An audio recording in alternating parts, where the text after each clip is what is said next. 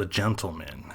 I really enjoyed The Gentleman. Now, the first 30 minutes, I was kind of scared because I was like, oh, I don't know, it's a lot, really dialogue heavy. I'm not sure if I'm going to be into this. But I'm happy to say that this movie really picks up after those first 30 minutes, first introduction.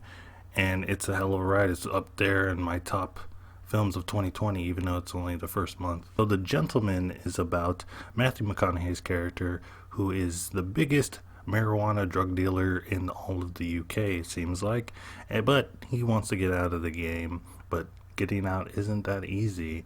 And so he has a lot of enemies, and they want to take over his business, and they don't want him to go out into the sunset so easily. Enter Hugh Grant's character, who is kind of like a private detective who has been staking out Matthew McConaughey and his goons, one of his main goons, Charlie Hunnam. And he shows up to his house and pretty much says that if you don't give me some money, I'm gonna spill the beans on your boss's project.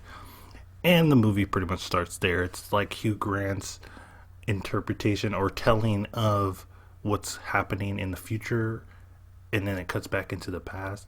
It's an interesting way to tell the story.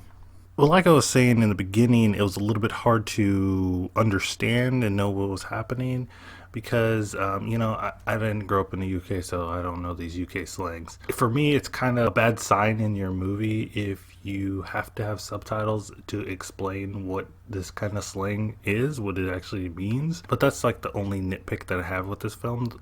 The rest of the film is great. The acting's good. Matthew McConaughey is Matthew McConaughey.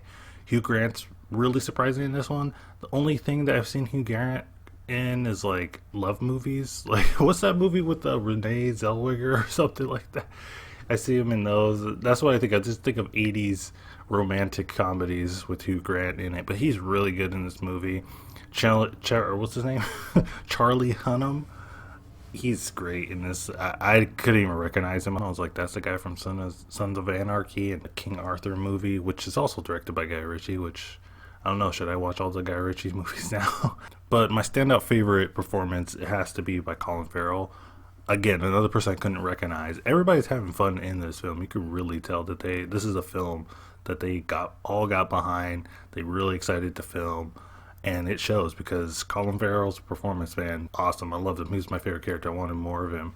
And along with the performances, this movie's really well shot. There's a scene in particular that I really love where Charlie Hunnam's character is chasing down someone that has some information that they need.